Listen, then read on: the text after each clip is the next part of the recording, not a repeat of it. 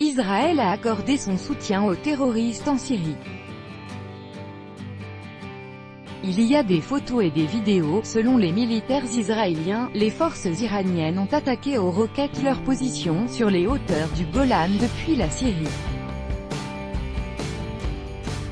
Israël a riposté en tirant contre les cibles sur le territoire syrien. Quel est le but d'Israël? La situation est évoquée pour Sputnik par Hassan Shemsadi, ex-correspondant de la radio et TV d'État iranienne. Dans la nuit du 10 mai, les militaires israéliens ont annoncé que les forces iraniennes avaient lancé une vingtaine de roquettes depuis le territoire syrien contre les positions israéliennes sur les hauteurs du Golan. Les forces aériennes israéliennes ont frappé à leur tour des cibles sur le territoire syrien, notamment les positions du renseignement iranien, le siège de la force Al-Quds des gardiens de la révolution islamique et des installations militaires et logistiques de celle-ci. Toutefois, aussi pathétiques que sonnent les déclarations d'Israël sur la défaite des unités iraniennes en Syrie, la situation n'est pas tout à fait telle qu'elle est présentée par Tel Aviv. Les militaires iraniens ont survécu à ces attaques sans aucun mort ni blessé, tandis que les établissements militaires stratégiques n'ont pas été endommagés, a affirmé dans une interview à Sputnik Hassan Shemsadi, ex-correspondant militaire de la radio et TV d'État iranienne en Syrie et en Irak, proche des gardiens de la révolution. Il a fait remarquer qu'Israël incitait l'Iran à des opérations militaires en Syrie, faisant ainsi le jeu de Donald Trump. Durant les 7 ans de guerre qui a suivi la crise en Syrie, Israël est toujours resté présent de l'autre côté des barricades.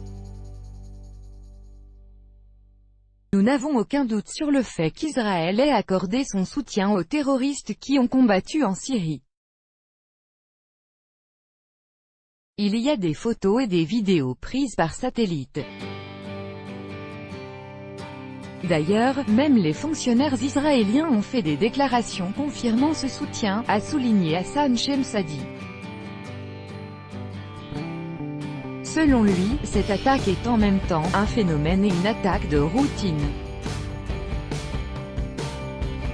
Une attaque de routine parce que durant les années de guerre, Israël a lancé, plusieurs fois et sous divers prétextes, des attaques aériennes contre des positions de militaires syriens.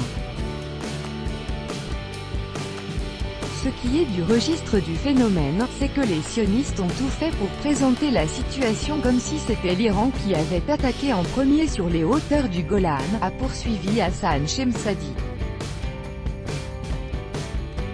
En réalité, l'armée syrienne s'est défendue en lançant entre 20 et 50 roquettes contre des positions ennemies sur les hauteurs du Golan.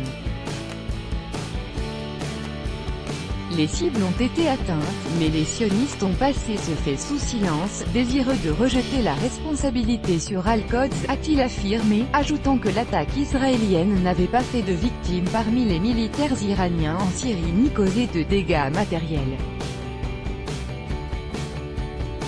Les Israéliens ont pour objectif d'évincer les militaires iraniens de Syrie parce qu'ils ne veulent à aucun prix de leur présence dans le pays sous quelque forme que soit. Or, l'Iran se trouve en Syrie sur une base légitime, sur demande du gouvernement syrien, à la différence des interventionnistes que sont les États-Unis, a rappelé Hassan Shemsadi. Suivant le sillage de Donald Trump, qui s'est retiré de l'accord sur le nucléaire iranien, les sionistes cherchent à présenter l'Iran comme un pays qui menace la sécurité israélienne, voire l'ensemble de la région et même l'Europe, a-t-il noté. Ils veulent faire croire que l'Iran et les gardiens de la révolution islamique présentent un danger pour le monde entier. Pour ce qui est de cette agression, l'Iran, se réservant le droit d'y riposter, a fait preuve de retenue. Mais il faut sans doute s'attendre à l'avenir à de nouvelles attaques d'Israël qui incitera l'Iran à l'agression, a ajouté Hassan Shemsadi pour conclure.